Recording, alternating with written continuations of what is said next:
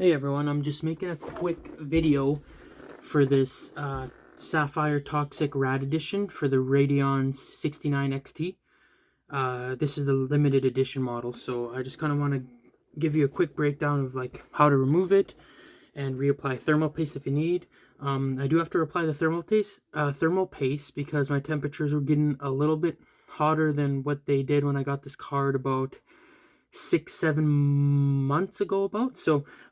Essentially there's about 6 screws here. If you can see them, there's just 6 tiny screws, and they're just kind of all around this plastic shroud here that has the fan. So after you take that off, it just pops out, and then boom. And then of course, to get off the actual water cooler here, okay, that I already took off, you just unscrew the 4 little back pieces where the retainer clip is, and then they pop out. So I do have one spring that fell off, but that's not an issue because it just goes back on like this here, onto the screw, of course. So that's not an issue there. So yeah, I just kind of want to quickly go over this here. I'm just actually screwing this back on now. And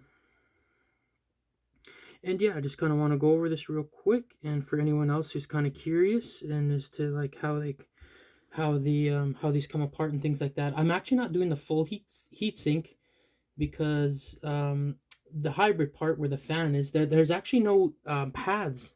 There's actually no thermal pads. It's just all contacted by the metal plate here.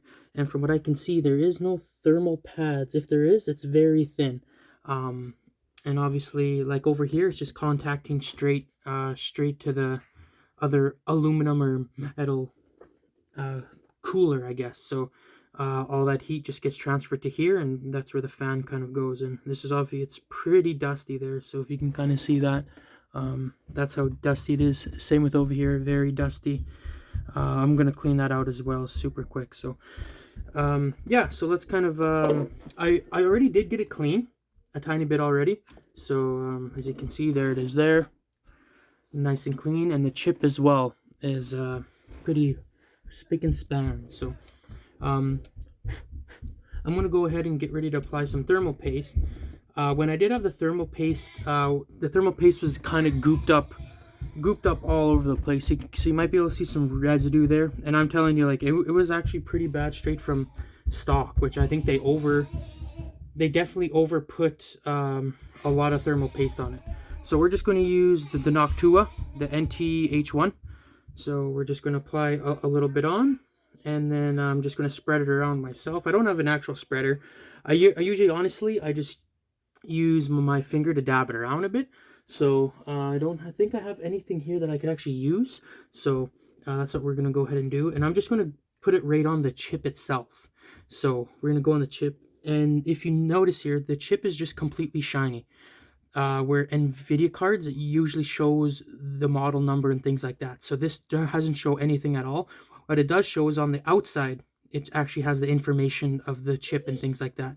So I'm just going to go ahead and squirt some of this on here. I don't think we're going to use too much here.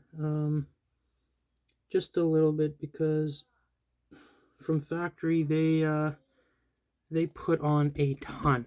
And I'm like over excessive, like almost like that first time PC builder. If you guys ever did that, you guys always probably put that bit extra too much, and it was it was quite ridiculous actually. So the thing that I like to use, which I do not have, is a spreader for whatever reason. So I'm just gonna use my finger here, just gonna spread it around a bit, dab it around. This actually works super well. Get all the areas covered and things like that. So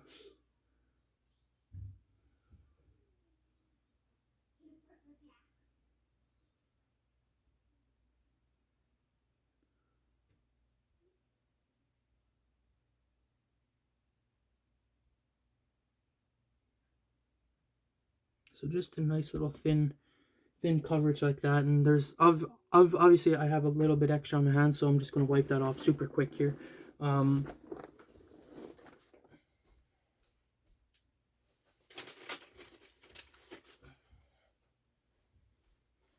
should have brought a wet wipe over here, but I got like those wet wipes and wet towelettes for that type of stuff. So just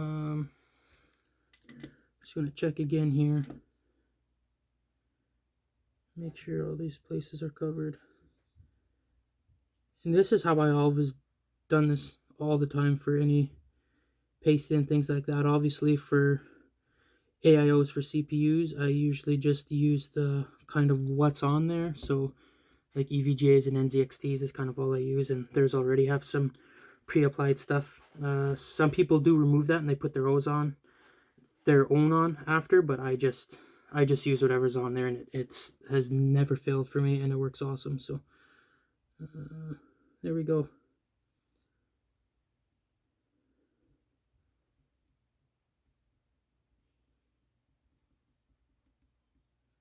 Beautiful. So that's what we're gonna do.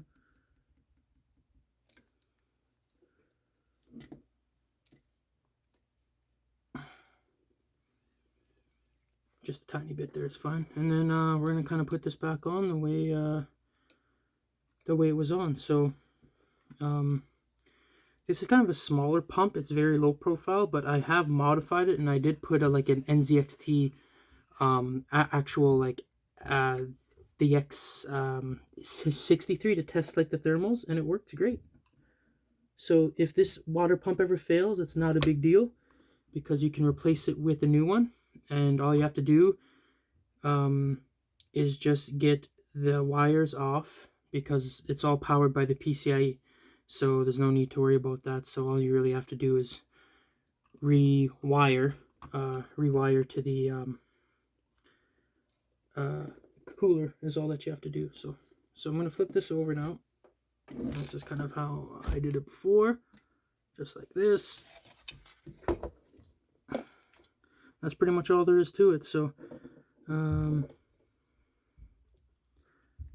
this will go in here like this. Obviously it lines up how it should, and all my screws are in there. So the only hard part is actually trying to get the screws in to line it up properly. So this is a heavy retention one, so we want to make sure that we are very careful and only do one side at a time. Like I usually do like 6 or 7 turns each, like that, and then I move on to the next and kind of keep rotating like that, because this is a high retention one. And if you ever seen the 3090s, oh boy, those are there is a ton of tension in those. So you want to always do one side at a time until they're completely compressed down. And these don't take long at all to do. So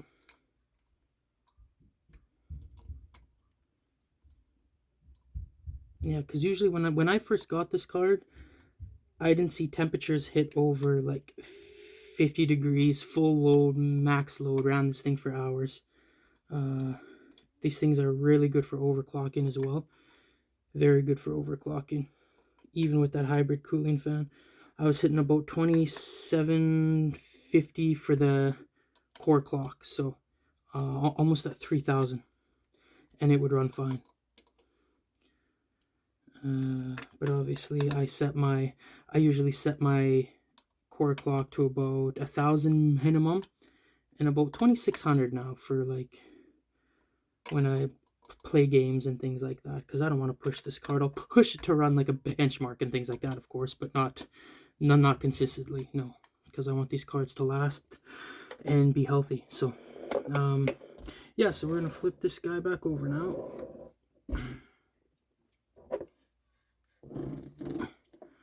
And what I do want to do is I want to oh, whoopsies. I want to this one actually has to go in here now. I'm going to actually clean off this aluminum fins here. I do have a brush for that, so that's what we're going to do. Just got to put this one in. And this shroud can completely come off. I just had some trouble getting out this larger one over here. So I didn't even bother. I just left it the way it was because I could not get it out, and I didn't want to damage anything, because all I really wanted to do was just repaste the actual chip on the core, because these aluminum heat sinks, there's nothing there. I think one day if I'm bored and I have extra absolute time, like extra absolute, I'll put some heat sink pads or something under there and see if that actually helps to make a difference in cooling temperatures, which I'm sure it will, but I would probably have to use something thin like a 0.5, because they're very thin and small. So I got this nice MSI one, brand new in package for my Z590 Ace.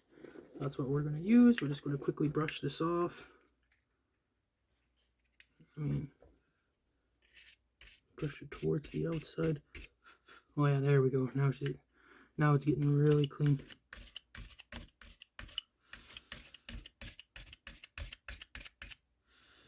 Well, there we go. I'm happy with that already. Now, if you want to go a step further, you can always get like some dried air compressor, but I mean, this is like, I have an open air case, so it's not hard for me to just get my air compressor and just give it a light air dusting with that. And it looks like one of these things are a little bit bent, but that's not that big of a deal. I can just bend it back. There! Look at that.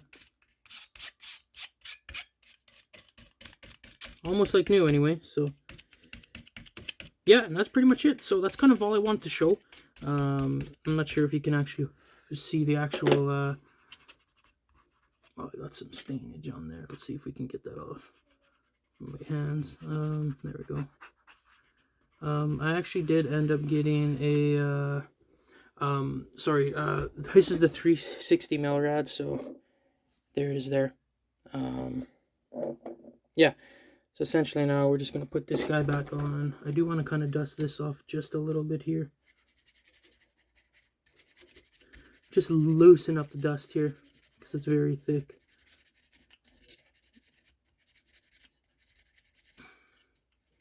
Whew.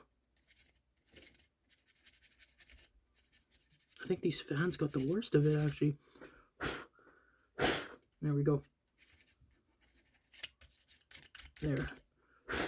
And that's more than enough to use my air gun later, / my compressed air to just blow it out later if I need to. So, yeah, so that's pretty much it. So now what we're going to do is just flip this over.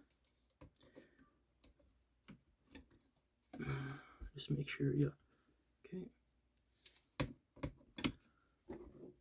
And there's this part.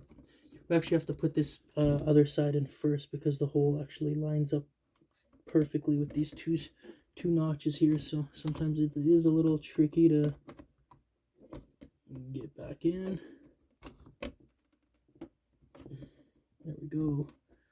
So there's that.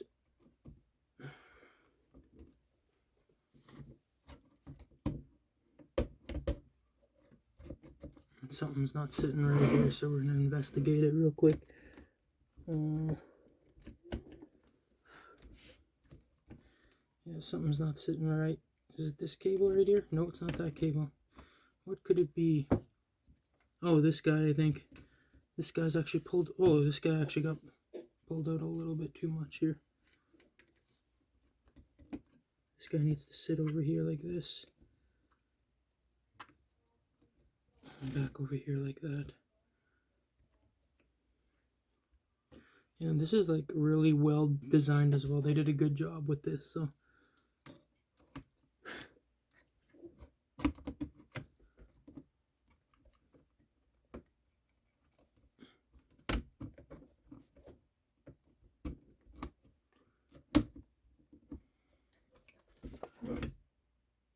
oh, I'm not going over it, that's why.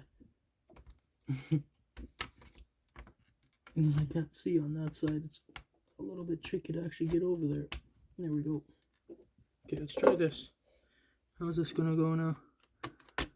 There we go. And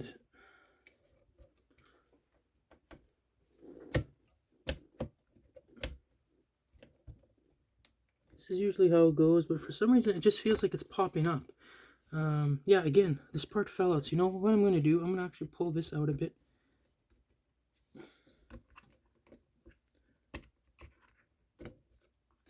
And it's going to come down. There we go. So that's not touching now. That's not touching. That's tight. That's perfect. Okay, let's try this again. 5th time here. Okay, there we go. That's much better. So yeah, so that's pretty much it. other than that, you just tighten up the screws, and then that's pretty much it. So there's just the 1, 2, 3 in between here, 4, 5, and the 2 on the other side, 6, 7. So yeah, that's pretty much how you do one of these toxic rad cards from Sapphire. So feel free to leave a comment, and feel free to ask anything else as well. Thanks for watching.